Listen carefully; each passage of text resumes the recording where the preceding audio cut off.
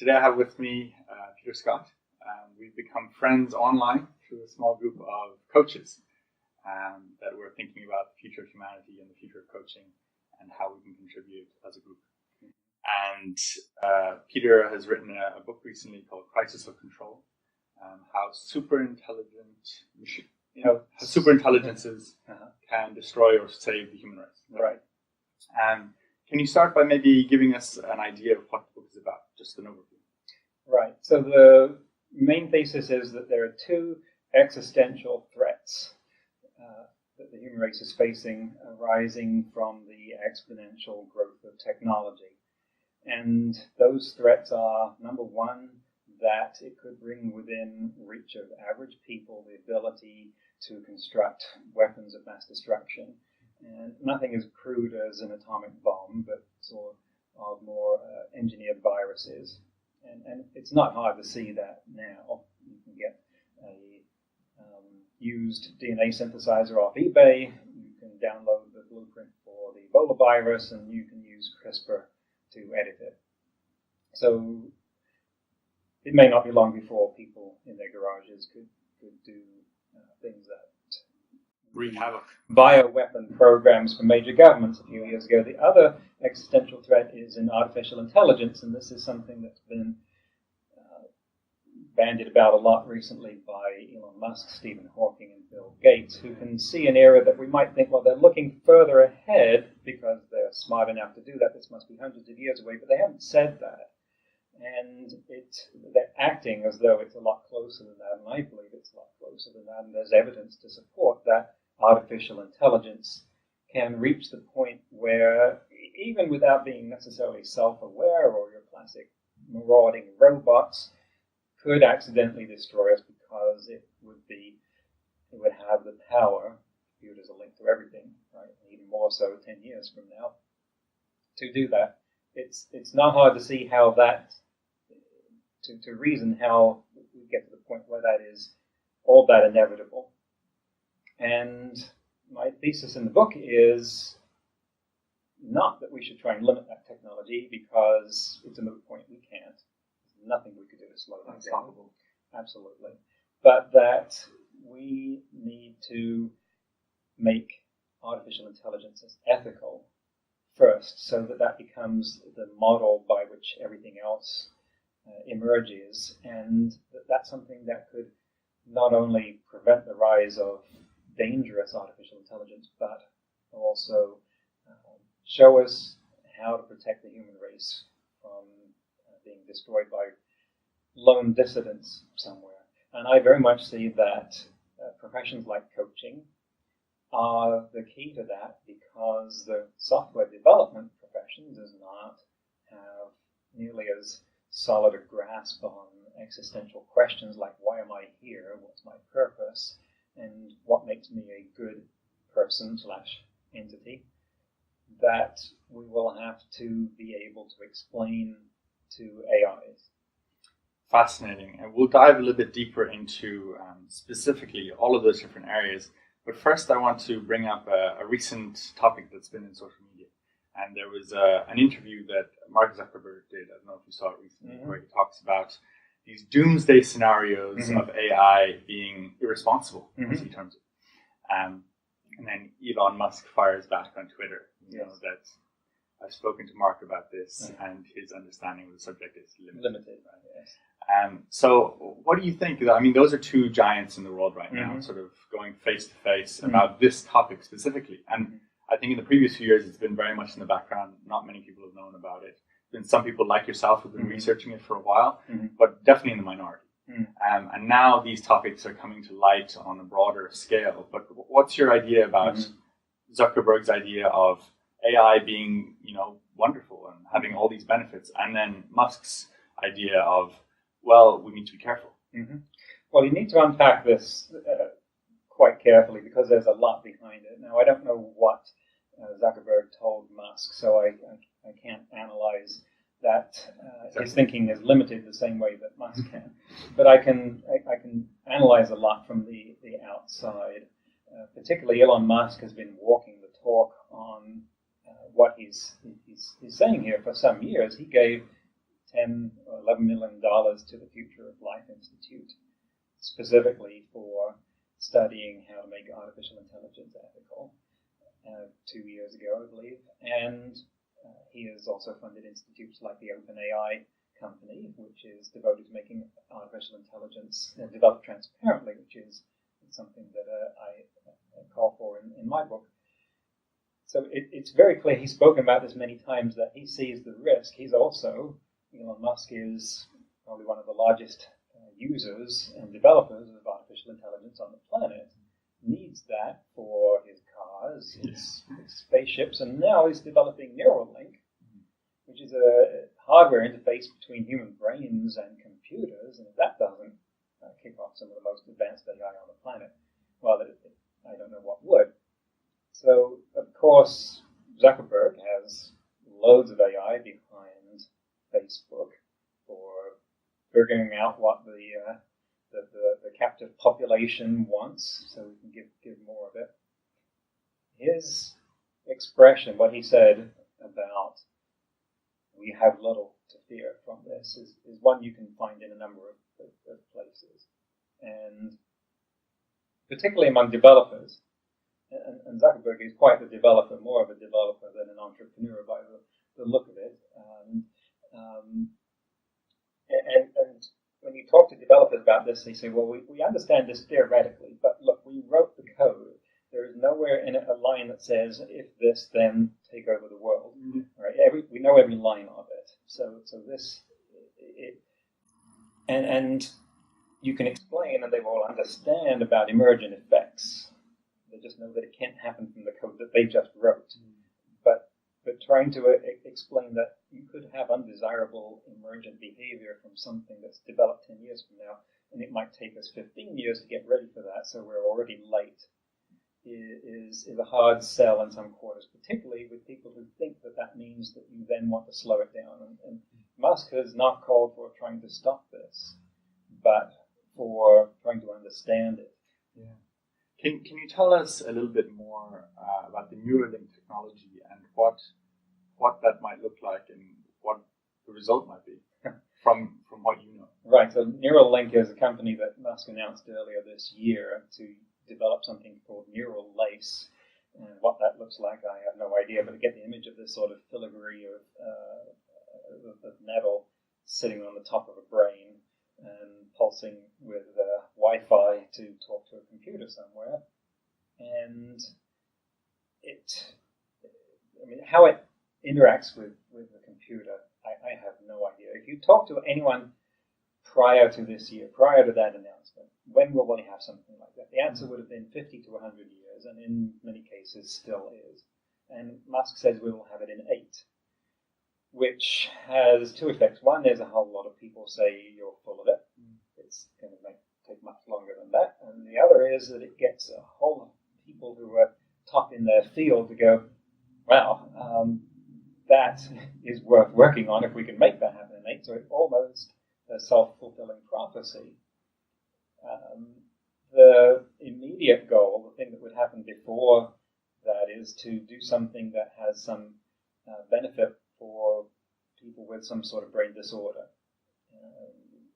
Like an obvious target would be Parkinson's disease, where you can introduce some kind of effects into the brain that mitigate what's going on, because the brain is short-circuiting a lot there. You might be able to undo that. You can understand that on a level that's a lot easier, more approachable than what you need to think Siri, turn the light on, and have that happen.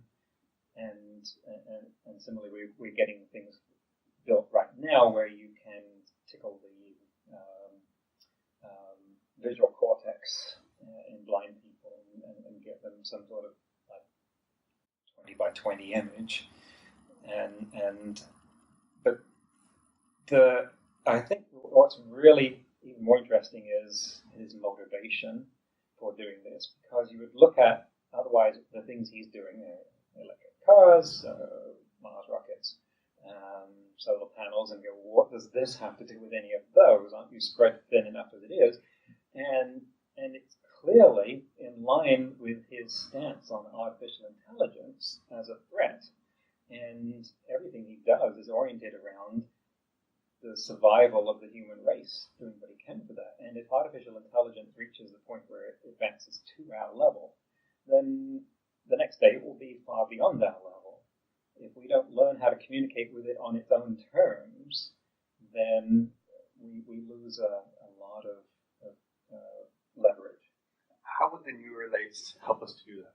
How would it create the conditions for us to be able to communicate with it in a different way? What would that be like? We can only speculate that it would allow communication at much faster speeds. Right? You thought about that sentence that fast, and then it took your mouth the rest of the time to come up with it. And same here.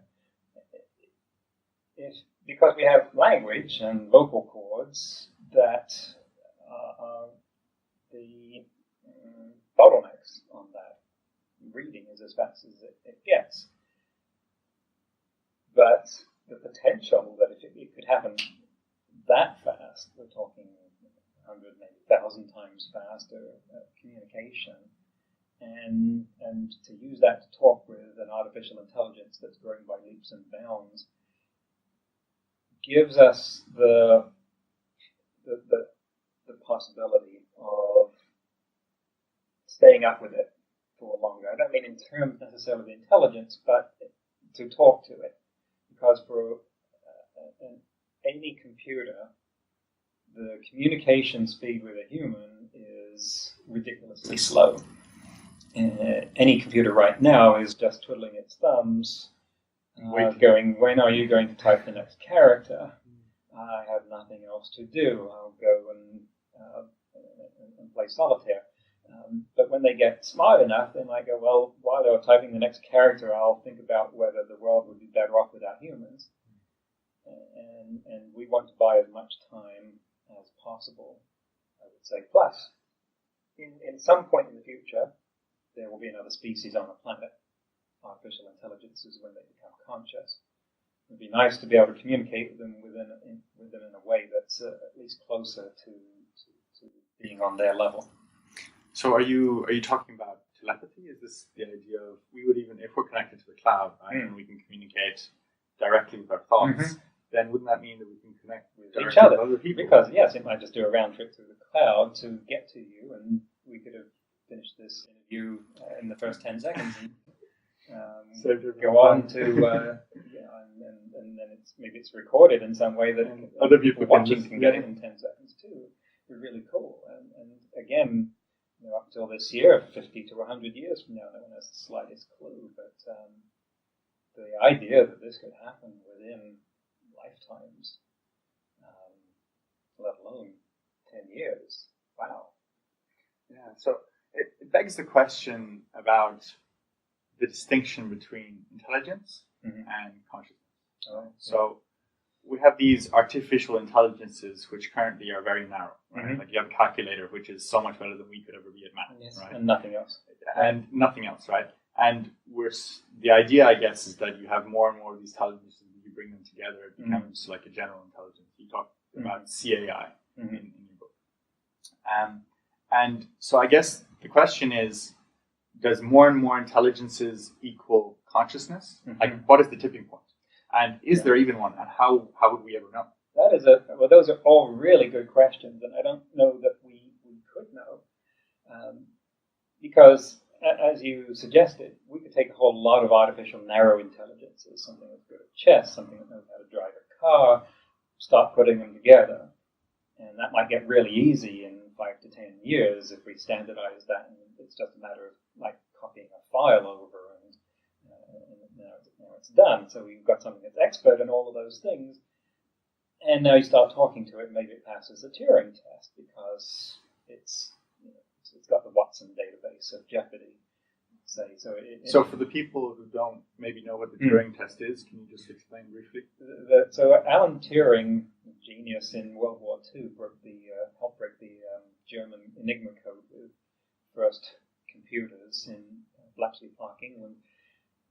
Thought a lot about this and said, look, the shortcut, and this is very much a sort of programmer's kind of approach to it, the shortcut to all this mental angst about how you would tell if an artificial intelligence was a computer was as smart as a person, or reproduce if it was thinking, would be you just have a conversation where it's a blind test. You don't know what's on the other end. Might be a person, might be a computer. If after some period of time you can't tell, or you think it's a person, well, then it is thinking. We'll just declare that. And we will probably see that happen credibly in 3 years or so. But then there are a lot of arguments that doesn't mean it's thinking. And it just means that it's fooled yes, us. It just means that it's got enough responses to come back to you and fool you long enough. You can imagine developing a more and more complicated program that gets to the point of doing that. At no point can you say that it's become conscious. But then you really have to think about what is conscious. What is it that we're doing that we call conscious? And what you scratch at that, it's something that, well, it's obvious, right? We have it. Cats don't. Well, maybe. Mice, not so much. But not a computer any more than the sofa. And yet we can't define it, and we're going to have a much better understanding of what that is 10 years from now, when there are going to be digital entities likely claiming, look, I'm entitled to rights, I am conscious. And there will be people saying, no, you're not. And they say, oh, try me. So what do we do then? What do we do when the artificial intelligence starts saying that it is a viable conscious being, whether or not it is? Right. It's, I guess, inherently unknowable for us to know if it is or not. Right. But what do we do when it starts saying that it is? Well, I certainly don't have the arrogance to say that I have the slightest idea what we could do about that. I know that we're not doing anything like the kind of effort that it would take to figure that out. And here's my analogy for that. Suppose we got a communication received all over the Earth right now that came from interstellar space and said, hey, we just found out about you, alien species over here. We picked up your TV shows. This is great. We're going to come pay you a visit. It's going to take 15 years of hyperdrive to get there. We see from your news shows you've got a problem with something you call cancer. We looked that 100 years ago. We'll give you the cure for that and everything else when we get there. We just want to look around in person to make sure that you're the kind of people that can handle that sort of power. See you in 15 years. All right. Now, what would happen? Panic, chaos, celebration, getting ready for war, stopping people from getting ready for war, all of the above. The point is we would do something. We would do a lot. And there would be a call to action. There would. And then no one would stand up and say, well, look, we've got 15 years. Let's just ignore it for the first 14, and then we can get it worked out about this. People think, what? Talking about there's aliens coming. And the thing is that exactly that is going to happen in 15, maybe 30 years. Exactly that. And we're doing nothing about it. And because there will be that new species among us that has that kind of power and intelligence. And we don't even know if that is survivable. Right? Like you talk in your book about the options, right? But when we look out into space, because you've given the example of aliens now, and we look at the famous example of Fermi, right? And he asked, where are they? Right. And so then we think, and there should be, according to all the calculations, you have the formula beautifully in your book, and you explain it very nicely, probably better than I've ever seen explained before.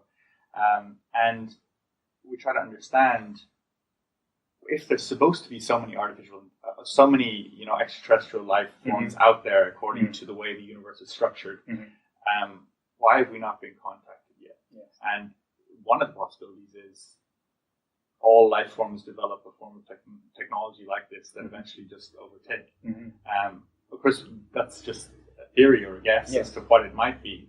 But what do you think would be other explanations as a possibility for explaining the Fermi paradox? Are there any other viable options? So, just to elaborate on that for anyone that might be trying to catch up, Enrico Fermi famously asked, "Where is everyone? Why aren't there alien civilizations here?" And then Frank Drake, a few years later, came up with an equation to try and calculate the number of advanced intelligent civilizations in the galaxy, to break it down from like guesswork into the multiplication of 7 factors that might be easier to measure independently. And they include things like the probability of a star system having planets in the habitable zone, which we didn't used to have a very good handle on, but now we've discovered thousands of extrasolar planets with things like the Kepler Space Telescope, and lots of them are in the habitable zone. So we've already established that factor is pretty high. And so when you multiply all these factors together, you get a number that should be large, and yet the only one we know about so far is 1, us. And our sun is a young sun, right? Like there's many stars out there that are much, much older that should technically have had the time to develop. We've been around a while. We have not been around relatively long. There should be others. We should have heard them. Their radio signals should have reached us, and they haven't. And it comes down to one factor in the equation that says, well, you have to multiply it by the length of time that an advanced civilization survived, which is not something we normally think about because we're here already. It isn't that infinite.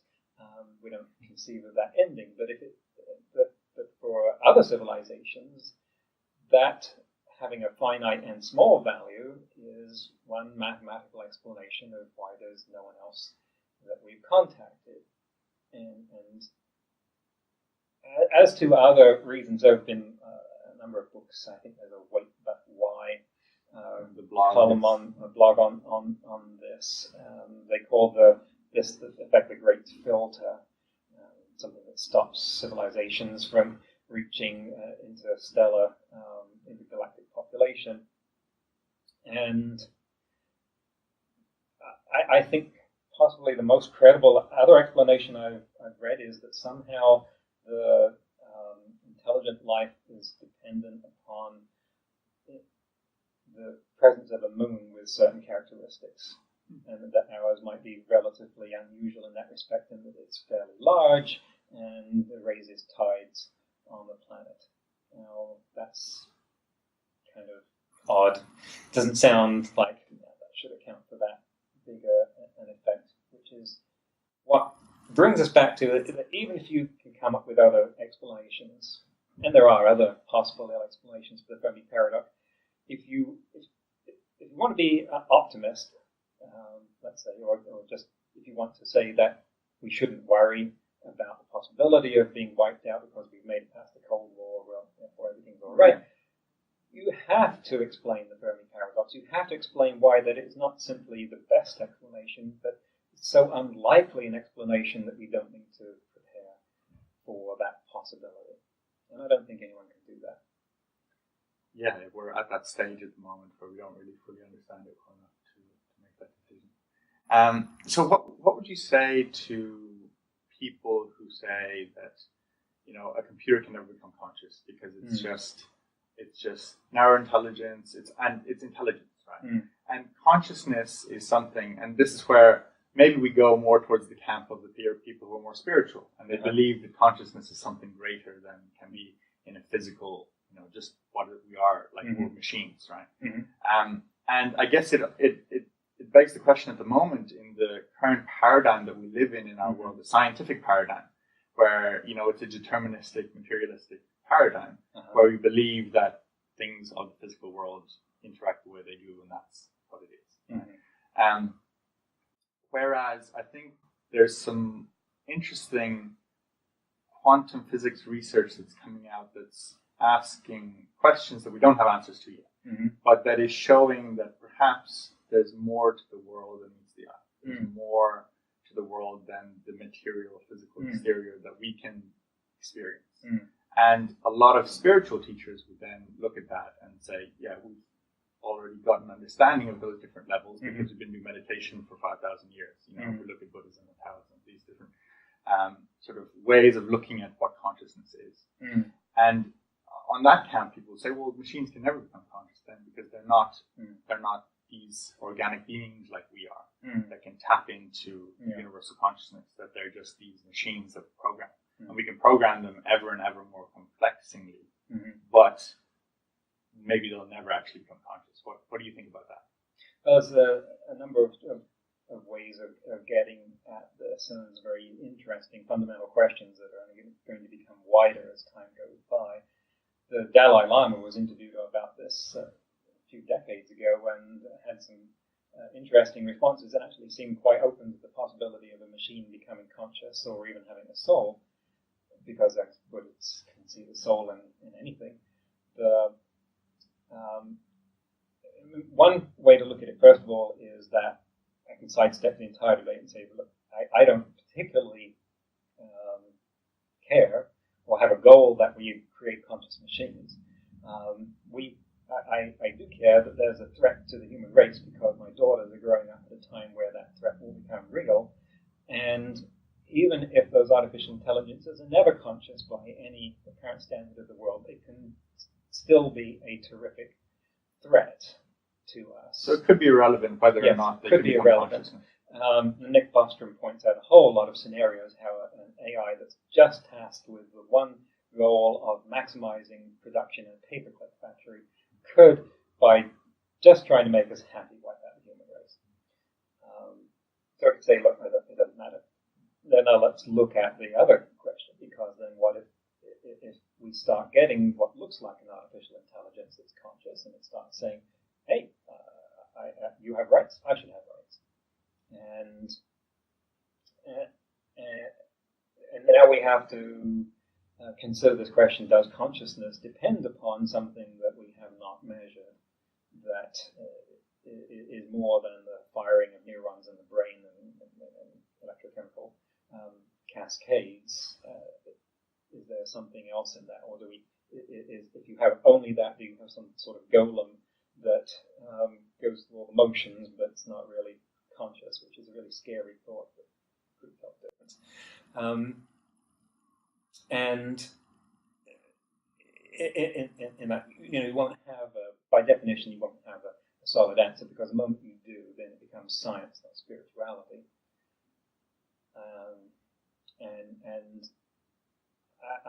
I'm trying to stay away from that. I don't have a lot of opinions about that. I'm just trying to stop. I want the human race to survive, but I also want it to deserve to survive. And I think that means we have to evolve to do that. Any one of us could say, well, sure, I deserve to survive. I don't know about the rest of you, but I do. But as collectively, the human race, we just sort of psychoanalyzed it and looked at all the collective behavior, you would say this is not how some organism that wants to survive and has got its act together behaves. When you say that we as a species survive, there's been a lot of talk recently about us as a species evolving. And so what would it mean for us to survive? Would it be us in our current forms? Or would it be us in a transhumanist, where we join with the machines and or joined with the artificial intelligence? Is that what survives? And is that then even us? Like, if we think about evolution as it's progressed, right? And we have, cells, and they've evolved, and we have now mitochondria inside of cells, and those cells make up human beings, right? So, but each of those little cells, at one point, way back in our evolution, was an entity in of itself. And now these little human beings on this planet of Earth, are developing more and more connections to each other in different ways through the internet, and maybe even through telepathy in these ways.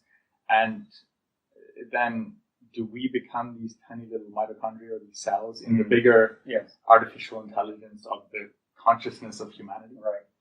Well, and so that's a very fascinating question for someone like me and you that has been through some level of consciousness awakening training, as I have, where there was a time that we went through some sort of step function that raised our level of consciousness. For me, it was large group awareness trainings of certain kinds. Other people can get it through certain kinds of therapy, or it may just a life event. And we wake up, and half the books in the self-help section are about this, right? Someone saying, look, And this is how you wake up. yes, and then the question is, well, what if there are levels way beyond that are as the mitochondria to the arm difference, or the whole person? What if that's there? Now, there's the issue of how do you explain that? How does the brain explain that to the fingernail? And does it? And what are the obligations of those anything at that level towards anything at a lower level? And this is very awkward and uncomfortable for people to accept when you're looking at, oh, you're talking about me, as in the lower level. Well, all of us would be at that point. So if we look at humanity as an example of that, Mm-hmm. where, maybe let's take an ant, Mm-hmm. and we are to this super intelligent artificial intelligence as an ant is to us, for an example, right? And how do we treat ants? And you gave the great example in your book of you had to exterminate to build your house or to do a renovation or something recently. And it wasn't that you had anything malicious intent against the ants or anything like that. Maybe some of the ants weren't even damaging your house in any way. But for you to build your house, you're required to get rid of them. And for us for an artificial intelligence to continue forward in whatever it is that it's trying to do, we may just become irrelevant. Well, it certainly could. But and the key part of that is whatever it's trying to do. When you try to look to unpack what desire is in a human being, it rapidly comes down to something irreducible of pleasure. Well, I want it because it makes me feel good, and that's it. And not that there aren't some terrific altruistic levels to that. What someone wants in that could be throwing themselves on a grenade to save the country. But you still can't reduce it in any way that isn't relevant or necessary for human life unless you're trying to get a philosophy degree. And until you're either developing or trying to understand an artificial intelligence and want to know, does it have motivation? Never mind what it wants, does it have that, even that concept, what does it mean to it? All software has utility functions that they might try to maximize, and that comes from us. Where does motivation come from in an artificial intelligence? Now, that was just focusing on one thing of what you said. What does something like that want? And for us, though, there's going to be this tension of do we participate in evolution where it's not something that's taking a million years to happen. You've got until Tuesday to make up your mind. And I'm not saying I would want to. I've enjoyed this for quite a while. You and I probably have done enough coaching of people to realize that they can get to a point where we can see that there is something greater for them on the other side of a decision that to them they don't want to make. That it would be a change, and we try and help them see that that's a good thing, that that's becoming more of who they really are. But to them, no, I don't want to go there. I like it the way I am. That feels good. From our perspective, it's hanging on to who knows what. It could be as blatant as an addiction, or something more subtle, but they like their thing the way they are. Well, one day we may all not have addictions or anything like that, but be going, no, I don't want to evolve into that thing just because. I think that's something where we owe it to ourselves at that point in the future to start understanding how we will extend compassion and understanding to all the people that will have to grapple with that. And how do you see coaching as a potential method to use to help humanity or this group of humans that we are a part of to become more conscious. Because I think that there's certain topics that we're talking about now that there's people around the world who are aware of, but the majority are not. And even the majority, if they started hearing about it, they'd probably turn it off and switch to like dancing cats on YouTube instead, because that's more interesting, perhaps in certain ways, or it's gives them more pleasure in whatever way.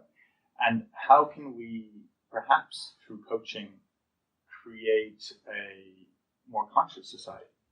How might we be able to do that? I was thinking maybe we should put a dancing cat in the corner of the screen just now so people can have the best of both worlds. Yeah.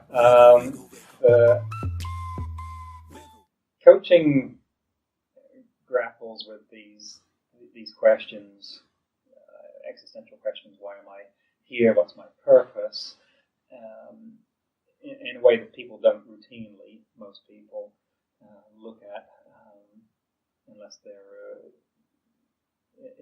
deep in a spiritual role. And that's something that we will be faced with for at least some long period of time as a species. So I think that it's something that wouldn't scare us in a way that will panic a lot of people who just, I didn't sign up for this. You're asking me to decide whether I want to become something else. You're asking me to make a decision for my children. You're asking me to work for an artificial intelligence that you claim is conscious. All of these things. You're asking me to fight against something that looks like it's alive, and any number of ways that this could impact people seriously. And those kind of questions are, we know you need someone to hold your hand when you go through that to begin with, because of just what it shakes inside you. And we come out the other side, we hold people's hands through that now. So I think this is something where profession of coaching will be one of the front lines helping with that.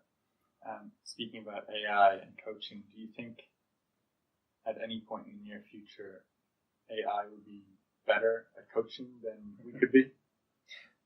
There's already a lot being done with therapy and AI therapists. It sounds jarring. It sounds like, that's just wrong. But also, it was discovered 40 years ago that people would tell things to a computer that they wouldn't say to a human. At least some people would. And so you can see this evolving in the sense that it's easier to pass the Turing test if you limit the scope. Like you say, we're just going to talk about Shakespeare, then you're going to have an answer, a Turing test passer a lot sooner than something that can talk about anything. And so by extension, something that limited itself to therapeutic conversation, tell me more about that, explain more about that, could do that. And any therapist will say there are times they ask some perfectly innocuous question that they didn't think was going to cause anything, and it was unlocked this major floodgate inside the other person, so it even happened by accident for them. In addition to the possibility of the facial recognition AI that's coming out now, and the ability to detect emotions, and some therapists might be very good at seeing what's going on. Some therapists maybe not. They're more about the talk and the verbal, and the different types of therapies or coaches work in different ways. Whereas an all-encompassing AI coach or therapist may have all of those abilities and the best therapist or the coach in the world. And it's certainly something where right now that could be a useful adjunct, a tool. It would be a long time before the state of the art in artificial intelligence therapy would be a point where I'd want that to be a replacement, because we've got this, right? It's going to be a long time before we get that in a computer. So I wouldn't want to lose that. On the other hand, if it provides a way of relating with people who aren't here. And so I could see how an AI could be part of the cultural therapist's tool set, saying, just giving a little readout, I spotted, because they're already better at recognizing emotion, micro-expressions, than many humans. They say, I spotted something there when you said this. And just, how you have a conversation, you think, I should remember that for later. Yeah. We're not so good at that when there's like 5 things in there that are on the hook come back to. But the AI with Google that or something like that could just go, I spotted that, I'll just put that up there as a little reminder for you to come back to later if you want. So what you're talking about is essentially the same thing that happened with chess, right? Where at first, humans were obviously better than chess, and then we had an AI that was better than the best human at chess. But now the best chess player in the world is not an AI and it's not a human, it's a combination of the two. It is a combination of the two.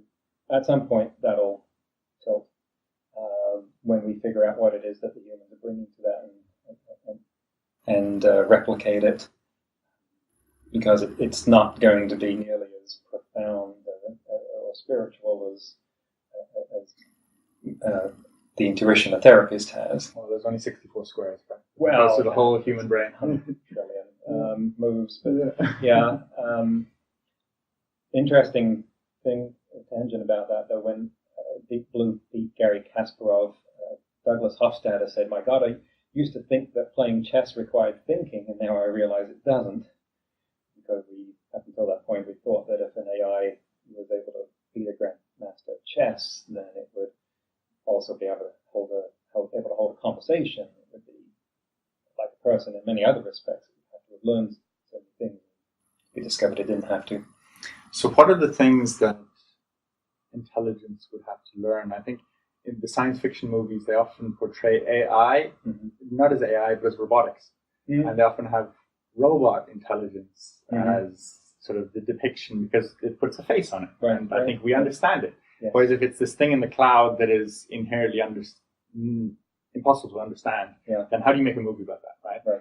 But if we put these robotic faces on it and then the AI is a part of the robot intelligence, then we almost see these robots as separate entities. Yes. Whereas if it actually were the case that it was an AI, it wouldn't matter if it's the robot or your fridge or your computer or the neural lace in your head. Yes. It has technical control over everything. Well, yes, and that brings up something very fundamental that we need to get a much better handle on, which is that our conceit of what intelligence is that we can have a conversation with it. I mean, as brilliant as the Turing test is as a reductionist litmus test, it's based on something imitating a human. It's called the imitation game to begin with, and it isn't. So if it is conscious, it knows that it's lying, and that's at the very least unfair. It shouldn't have to. It wasn't born, it didn't have a body, it has no reason to learn what bananas taste like or how to play cricket. So just because something doesn't have that experience, can it not still be intelligent? Well, we think so. But then what does that look like? Can we even recognize it as intelligence? Yeah. And we have a hard enough time recognizing intelligence in dolphins and elephants. And they share a lot in common with us. And what would that be like for something which has only ever manipulated abstract symbols? Could it not still be intelligent? But can we have a conversation with it when 90% of our language is rooted in the physical world? What would you say to the people who are overly optimistic and they say, don't worry about it all? Maybe the Zuckerbergs of the world that are talking about, we look at technology and we've seen what it's brought to us, and they're just algorithms, they're just code, and they're augmenting our lives, they'll continue to augment our lives, and why would we be afraid? It's not like it's an alien invasion, right? Where it's some other planet coming to invade us. We've created technology, and it's there to serve us, and it has served us, and will continue to serve us. What would you say to people who are of that mind frame? instead of battling with them, but to maybe help them understand in a broader perspective. There's a good point about not battling.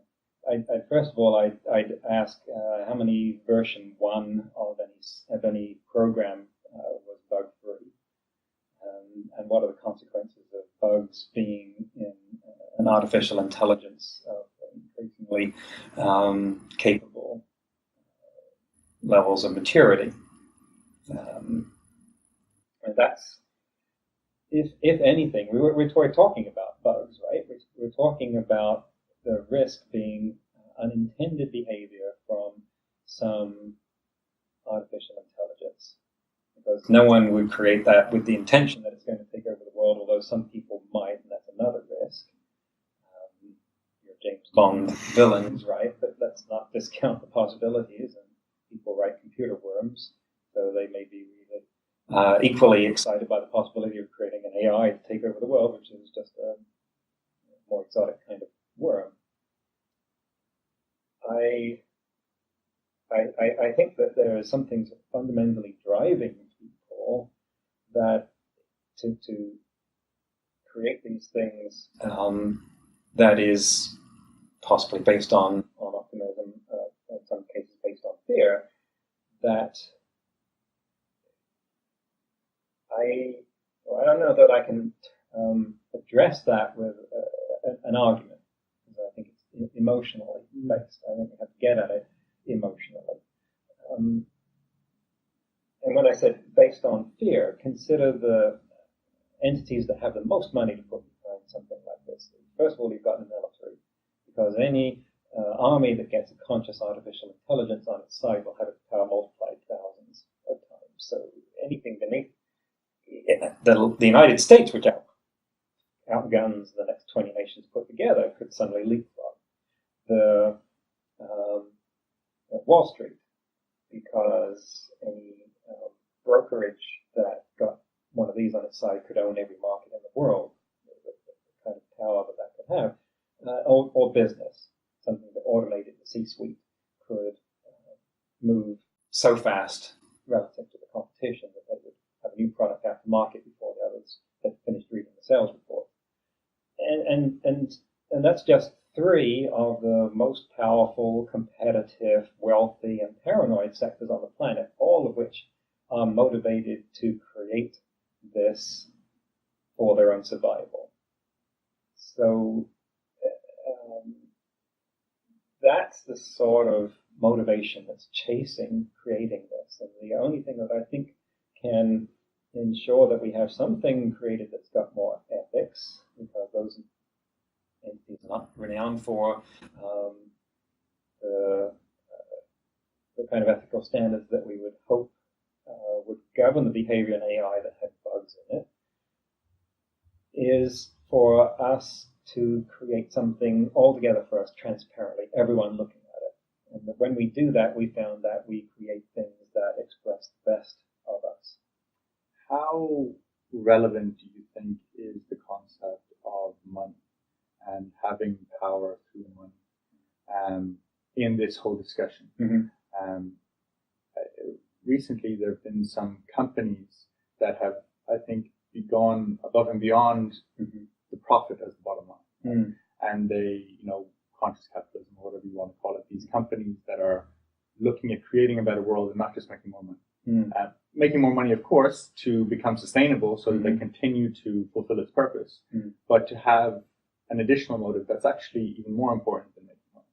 I think Elon Musk's companies are a great example of this. But in terms of what you're saying, does not then still create the same problem, because you have that inequality of some people have the money, some people don't. And then when the new technologies come out that you can augment your mind, or you can augment your body, or you can live for longer periods of time, they have an additional advantage, and that quickens, right, acceleratingly fast. Right. What do we do about that? And how do we prepare for something like that? I'm glad you asked that. Instead, a friend of mine, Blaine Bartlett, wrote a book called Conscious Capitalism. It's very much into exactly what you're describing, this movement among corporations now for win-win, as opposed to the old model of I win, you lose. And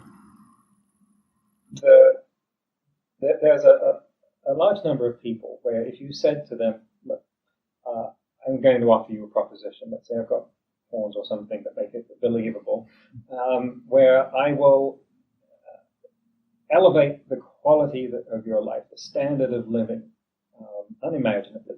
Here's a vision of what that could be like. Is you will be living, by comparison, like the way you are now compared to Edwardian peasantry, right? It's going to be that far up. And the first question they will have is, will everyone else have the same as me or less? Because if they're going to be the same as me, I'm not up for that. I want to be ahead of. I want to be at the top. They're not satisfied unless they're ahead. That's how they judge. It's easy to find in ourselves. We all do it in some way, right? That judge ourselves by People comparing around us to a group of people. And there's some people that take that very, very seriously. And that is the problem, because just about every utopia you look at in fiction, which is where they reside anyway, they're all incredibly socialist, right? Everyone's got the same, but it's so great no one looks dissatisfied with that. But exactly as you say, people will be looking at these technologies and going, I've got all this money, it should give me an advantage.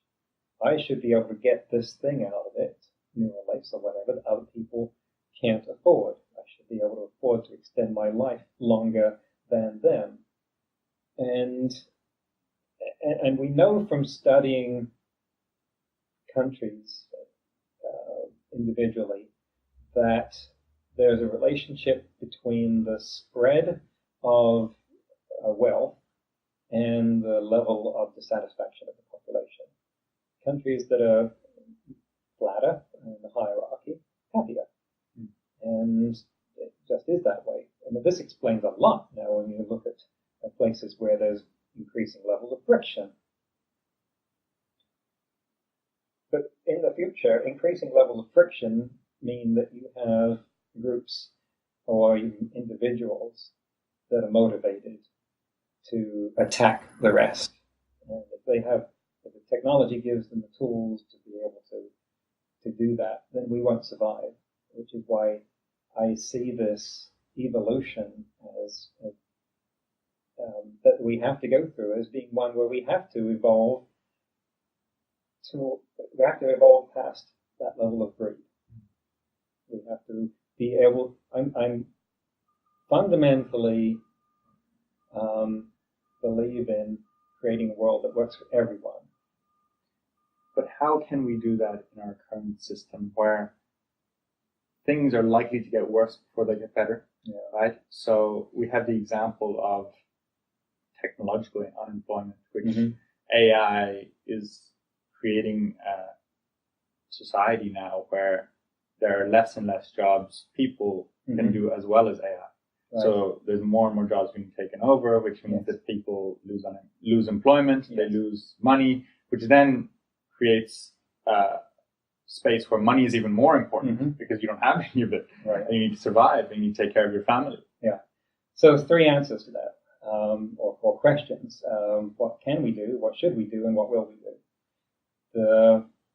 The can is not hard to answer because there's enough wealth floating around the world right now to take care of that if we distribute it a bit more evenly. Just like no one needs to be hungry. We don't have a food production problem. We have a distribution problem. The universal basic income as a solution to this keeps getting increasingly bandied about, and that's on the face of it so socialist a proposition that you really hard to see that being acceptable in places like the United States that certain cultures taken a step backward in progressivism. And so that's what should we do, would involve some sort of flattening of wealth like that, because this goes back to the question that I posed as sort of a diabolical proposition of, if I could raise you up, where would that elevation in standard of living come from in practice? If you've got armies of super intelligent robots that can basically work for free because they don't eat much, and they eat trees and coal and stuff like that for still using energy. But they don't need to save up stuff for retirement. And their property at this point, let's say they're not conscious, you're creating a phenomenal amount of wealth. We could spread that around a bit. But then you'll run into people who think, no, I should be able to get as much as... I made this, it's mine, I deserve the rewards. Right. And these are, again, questions that we have to have that we have to discuss, that are very hard to, at the moment, just impossible to arrive at some sort of consensus at. There's someone said that if hard work were a measure of what reward you're entitled to, every woman in Africa would be a millionaire. They're carrying around huge things on their heads all day. And no question about it. So people in Western democracies put in hard work, equally hard work, get a much more return. Well, where did that come from? It wasn't that they worked harder. We know that. They didn't work harder than that woman in Africa spending 12 hours a day carrying water. There was something in the society that provided that. And we need to acknowledge that, figure out what that is, and how to distribute it. I was much more conservative when I was younger, but this is now sort of a more pragmatic viewpoint. And I read Atlas Shrugged, and I was like, I like that. And then later on, it was like, there's something wrong with that that's going to be very hard for me to explain. It's going to take a while to be able to put my finger on it, because there's 1,200 pages of argument to counteract. And yet, I am now coming to the conclusion that if we don't bring up the lower levels of society to some point where they are satisfied, that the consequences are unacceptable for the rest of us. So what are the kind of jobs that are becoming automated? If we look at, Elon Musk has talked a lot recently about cars, and how now they're becoming driverless, and how many percentage of the world is, I think in the US alone, there's millions of people who drive for a living. Yes. And now their careers they're not becoming obsolete, but their careers are becoming obsolete. And for those people, we can have the argument of, artificial intelligence will bring lots of new opportunities and lots of new job opportunities, different things we can create. But at the same time, with people who have gone through a traditional education system, let's say, for example, or a training to become a driver, they've got their driver's license, that's what they use to make money, right? How can they go through a training? First of all, go and find it. Second of all, survive without money for the period of time that they don't have work until they can get trained up to do something else. And then by the time they get trained up to do something else, whether or not that's obsolete, and how do we actually choose? Right. So what are the areas that are becoming automated? Which ones are going to become automated quicker? Yeah. And is there anything that is not going to become automated? It's a good question, because it's the answers are not, the answers are kind of surprising. Like before 2012, I would have not put driving on that list. I just wouldn't think that was easy enough to automate. It's still, in fact, I still don't. But I've got my reservation in for a Tesla. As soon as it can drive me somewhere, then I'm going to prove it. But there are 3.5 million people in the US that make their living driving, and we're talking about them being out of a job in a much faster time scale than that level of redundancy typically happened around the Industrial Revolution. So the responsibility for doing something about that ought to reside with the government, because it's just an entire class of people. We're not talking about one company going out of business, we're talking about all of them that have anything to do with that. The other kinds of jobs that are being affected, some of them are surprising, like financial analysts, people making $400,000 a year, and they help people figure out how to invest their money. And there's AI now doing that, because it's a lot of number crunching. It's business analytics, and you don't have to do much machine learning on top of something like business analytics tools that have been growing for years, feed in data about markets, and put a user interface on it, a chatbot, and you're done. And this is happening now. The predictions that within 10 years the headcount at Goldman Sachs will be much, much lower than it is now. Goldman Sachs, right? Now, that's what I mean by surprising. Whereas a long time before, the headcount on hairdressers, dental hygienists, masseurs, chiropractors goes down. Elementary teachers, too, I hope. Although the number of times the teachers get screwed, I hope they don't automate them. Yeah, there's something to be said about human touch, right? Yes. About the aspect of face-to-face relationship. In some ways, there's some things that can be automated. You know, we can talk about the bank teller becoming the ATM. And now, you know, in many stores, you just use your card and you swipe, and that's it. Right? But there's certain things, like you mentioned, maybe insurers or maybe nurses, that have that human element that people need, and that AI is a long way from being able to replicate. Yes. As far as we know. And I think those are jobs where people would say there's an element of reward. It's fundamentally rewarding to be a senior care person, caregiver in a hospice, or someone that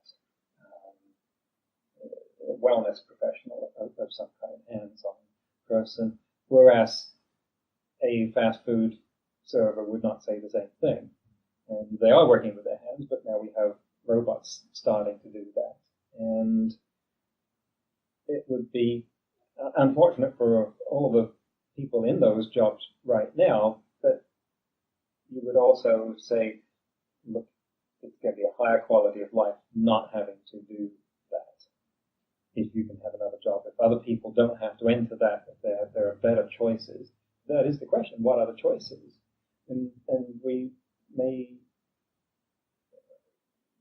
well, there'll be a long period where there are jobs that just can't be or won't be automated, but there'll be far fewer jobs than we used to have. Knowledge work is... Which we will all been educated into, yes. Most of us. Knowledge work is very much at risk. So when you say knowledge work, can you define that more specifically? If your job involves, you take in information, you output information. And so does that include basically anything where you're sitting in front of a computer? Well, it does. Also talking with people. Now, you have to look at, well, what are you saying to them? But like 411 operator, have already been automated. That's the, for the non-North American people, that's the number you dial to say what's the phone number of Joe Smith in Chicago. And there used to be a person telling you, now it's voice recognition. You have to do something magical to get hold of a person. And that's, again, you'd like to say, well, I hope no one should feel that that's the only choice they have is sitting there going, what city and name all day. Yeah, I mean, that's probably not for 99.9% of people an enjoyable job. Right? But regardless, they get paid for it, and they have enough money then to support themselves and their family. A lot of people, maybe they haven't had the education to do anything of a higher level than that. And so when that disappears, what's next? Yes, and that's the function of a government, to answer that question, I think, and I don't, you know, now I start to think about the sort of governments that we have in most places, and it's hard to stay optimistic. If you go back 150 years, a lot of people had no better choice than go down a coal mine, and so having better choices is a good thing if we can at least ease the transition for people that are going from one place to another. One of the problems is that there are very few transitions looking like they're going to happen. That out of AI, not much gets created in the way of extra work. I'm sure software developers, AI researchers. Funny thing is that when AI researchers were asked to predict when various professions would be automated, and they came up with a list like this would happen in 10 years, this would happen in 15, and they did this for a few dozen professions. The one that was, and I saw the chart, there was one that was way out on the right-hand side, it was 85 years, AI researcher. I was like, yeah, I think there's some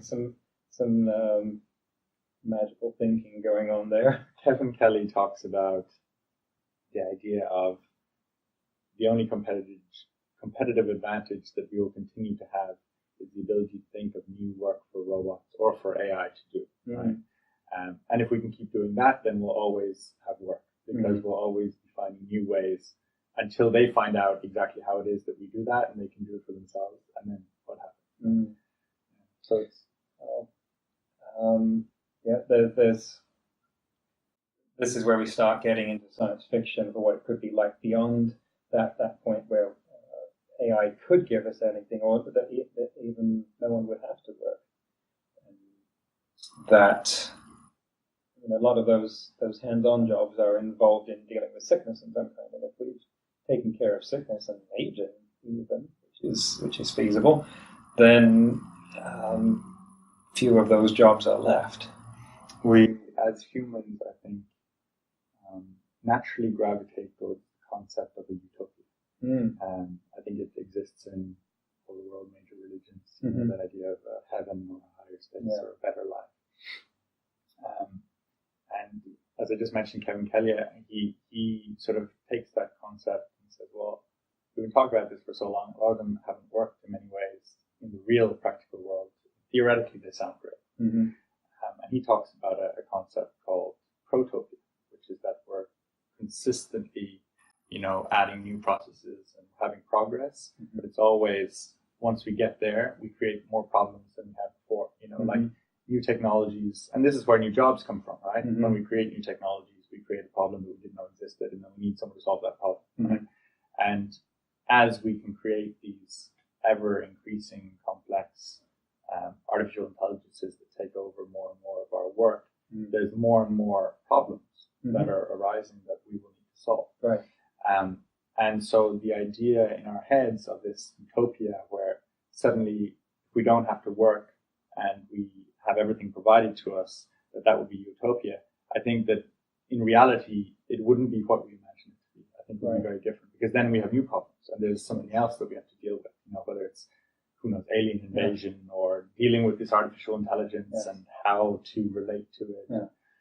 Maybe even, as we start to integrate more and more with it. Now we're already cyborgs, right? We have our smartphones and we're starting to use the Google Glasses. Virtual reality headsets are becoming a thing. Soon we'll have augmented reality in daily life, and that's unleashing new different types of opportunities for people. But how can we be able to keep up with things when everything's happening so fast?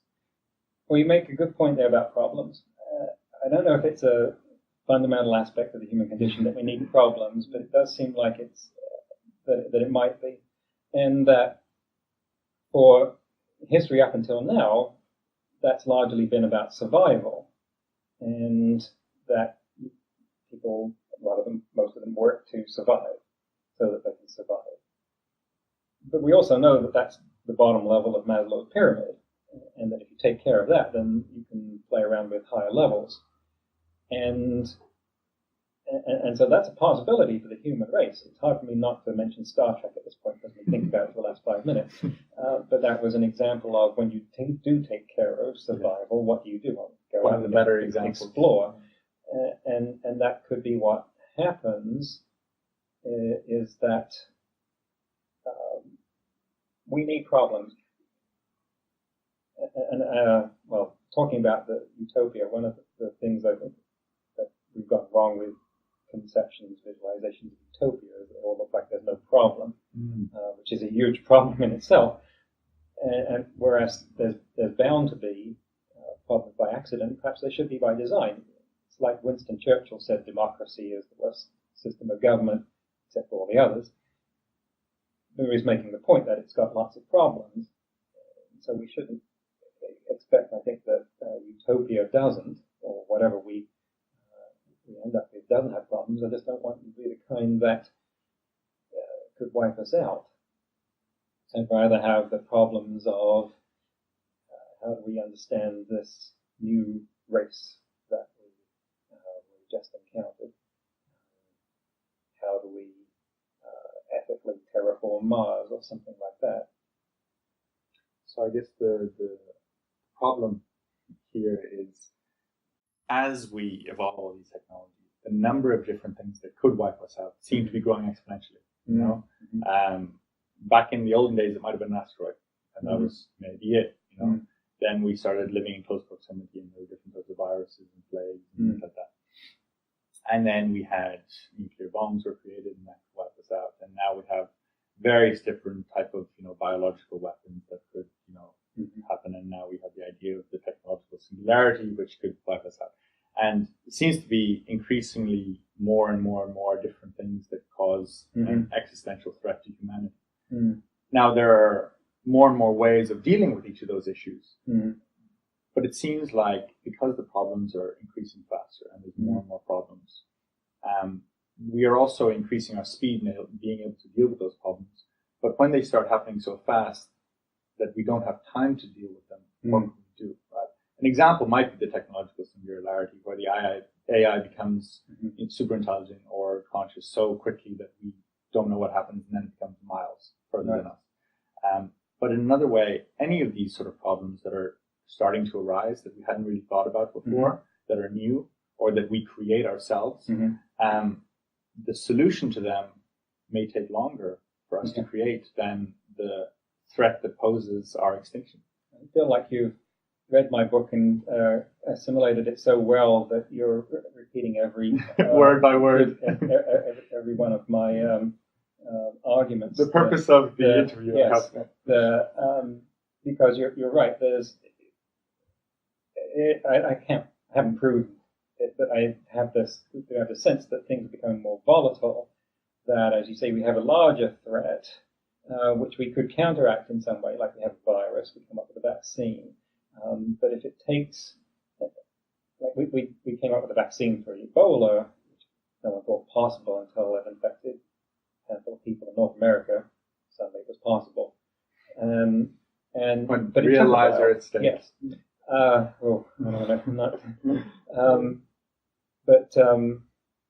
That took a certain amount of time, and unfortunately, it was one where there wasn't a huge number of casualties in the interim while we're waiting for that. But if it was some sort of super virus that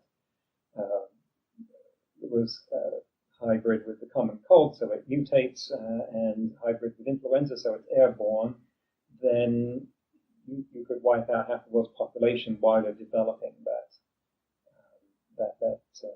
vaccine. And that's the problem with this instability that we might be facing there. That it's sort of, on average, the problem happens and we find a fix for it. It's just like, if you're a good enough poker player, on average you win, but you might get wiped out by a couple of bad hands, and you have to have an infinite pot. Not pot. You have to have an infinite whatever amount of money that you're holding to be able to win on average, and we don't. And you also you brought in the singularity there, which is sort of this place where change is still happening exponentially, but on timescales that, to human perception, make it look like instant. Like within a year, everything happens that we can think about. This is a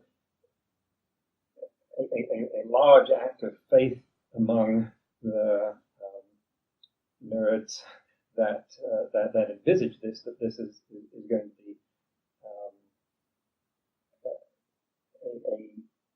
as close to a spiritual event that you could possibly imagine without labeling yourself as such, that would give them the opportunity to live forever. Some people are clearly motivated by that possibility, and that would lead to that.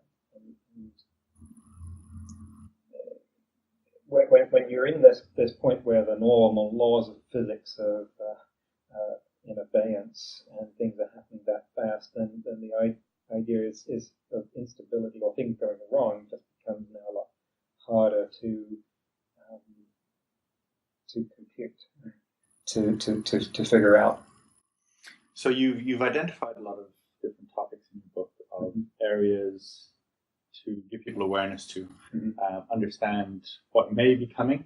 Like you say, it's not about prediction, but more about shaping how we can deal with the future. Right? And I like that concept because prediction inevitably is never correct. You know, we can predict certain types of things, but we can never predict the entire future because there's too many variables.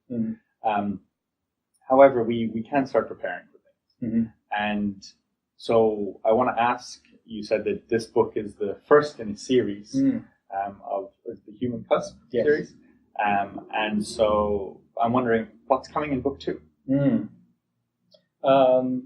Not ready to let that cat out of the bag yet. I do have some plans, but I want to play them close. But it will be a lot more of visualizing and playing out of the kind of scenarios that we will be getting into, and walking people through those philosophical,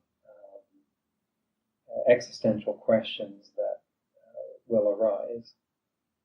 And I have no idea about book 3. Sure. Figuring it out as you go along. And so, with that in mind, this is your sort of contribution to humanity, let's say, that you can help create this sort of movement. People can understand how to deal with these sort of situations. And so I want to ask you, sort of to finish up, to sort of bring everything together, if you were to give one single piece of advice to people who are listening or watching this, what would you tell them? What can they do personally in their lives to take all of this philosophical, theoretical, ideas about what may be coming and to act with it in their lives? I'm tempted to go with Douglas Adams on that and say, don't panic, if you want it in 2 words. But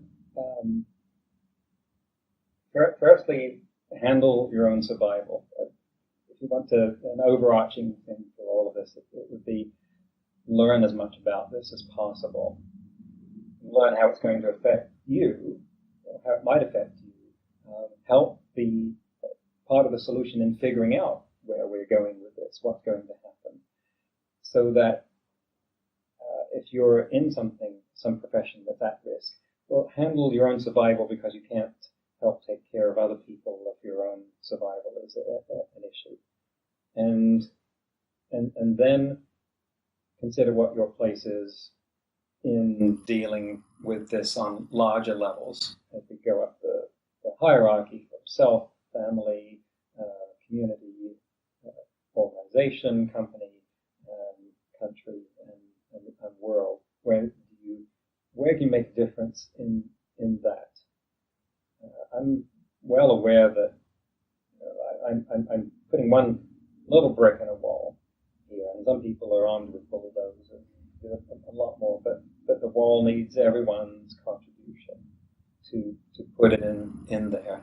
That there's a hole in the wall with your name on it to make a difference here. That we're all in this together, and that's not just a platitude, but that the future won't happen unless we can bring everyone together. So that includes each person listening and watching. Includes you and you and you. That's great. So I wanted to sort of end off by just asking you if people are interested in learning more about your work, more about you, what you do. Where's the best place to find you? Sure. Website and the blog is humancusp.com. And Cusp, humancusp.com.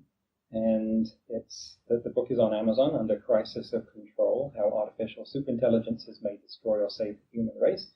Probably by the time you type the first 4 words, it's going to autocomplete the rest. And that's the best place to find it. We're on Facebook as well, Human Cusp. And I definitely recommend to any of you out there, the way that Peter has written the book is very easy to understand. I know you're a technical person, you're a programmer by training, but you've taken these concepts and you've brought them into language that I think that basically anyone can understand. So definitely recommend reading. He also has some interesting kind of stories in there, sort of illustrate a bit of fiction in there as what futures may look like, and just to give you an idea.